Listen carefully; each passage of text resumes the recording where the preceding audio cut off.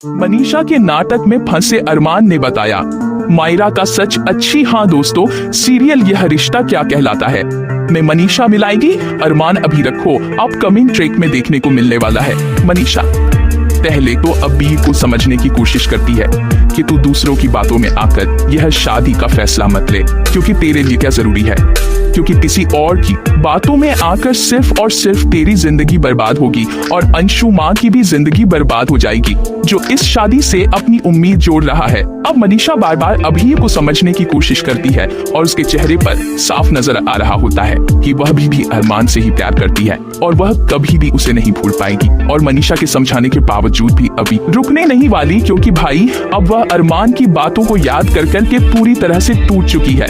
दूसरी तरफ देखने को मिलने वाला है कि मनीषा पहुंचती है अरमान के पास, उसे और भीरा और आयुष्मान की शादी के साथ क्रिश और तान्या की शादी का कार्ड देने। और अब मनीषा रहती है कि और वह झूठा दिखावा करती है, नाटक करती है कि वह शादी से बहुत खुश है। यह कह देती है कि कितना अच्छा है ना अरमान, 7 साल बाद तुम लौट कर आए और अभी शादी कर रही है, हम लोग तो बहुत खुश हैं। आप देखना अभी हम घड़ी घर की बेटी बन चुकी और हम बहुत ही खुश देखना चाहते हैं। और अंशुमन बहुत अच्छा लड़का है, वह उसे धोखा नहीं था और न ही किसी और औरत से जाकर सगाई करेगी और उसे धोखा देगा। और एक गलती जो से हुई भी नहीं थी उसकी सजा उसे देगा।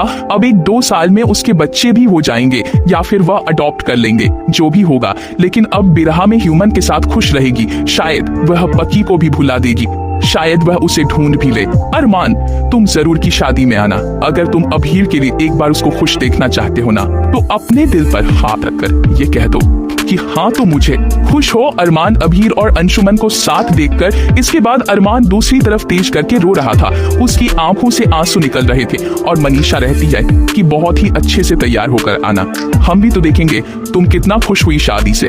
इसके बाद अरमान को यह देती है, अच्छा हुआ तुम उसकी जिंदगी से चले गए और शायद पकी को खोज देना भी भगवान का ही फैसला था, क्योंकि इसके बाद तुम्हारा प्यार सामने तो आया जो झूठा था। और उसे काफी कुछ सुना देती है, जिसके बाद अरमान यहाँ पर रोने लग जाता, कहता है मेरा प्यार झूठा नहीं था चाचा साहब, मैं आज भी उससे प्यार करता हूँ और वह की कहीं कोई नहीं, वह मेरे पास है। जिसके पास मनीषा की होश उड़ जाते हैं। जी हाँ दोस्तों, आने वाले ट्रैक में देखने को मिलने वाला है मनीषा के सामने उसके नाटक में फंस कर डाल देगा अरमान सच। जिसके बाद मनीषा रहती है कि तो यह सच तुम जाकर अभी राशि क्यों नहीं कहते, क्यों नहीं बता देते कि उसकी बेटी जिंदा है।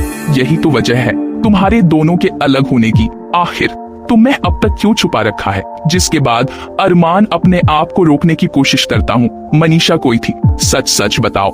नहीं कर सकते। अगर गीतांजलि से तुमने सगाई की है तो उसके पीछे भी कोई कारण है, और अगर अबीर को सच नहीं बता रहे हो तो उसके पीछे भी कोई बड़ी वजह होगी।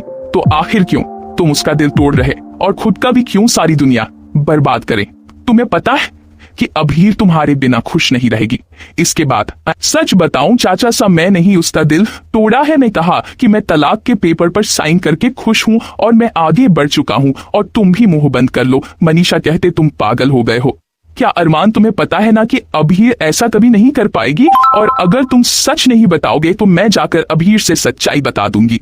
जिसके बाद अरमान कहता कि चाची सब ऐसा बिल्कुल नहीं करेंगे, क्योंकि दादी सा ने मुझे कसम दी है कि अगर मैं अभी रात को सच बताया तो वह इस दुनिया को ही छोड़ देगी। इसके बाद मनीषा के होश उड़ जाते हैं कि मनसा हमेशा ही अपनी जिद करती है। आखिर क्यों वह सबकी जिंदगियों से खेलता है और क्यों सबके फैसला लेती है। इसके बाद मनीषा यहाँ पर शब्द हो जाती है सच्चाई जानकर। अब देखना दिलचस्प होगा कि मनीष कैसे अरमान अबीर को मिल पाएगी और क्या वीर के सामने आ पाएगी सच्चाई।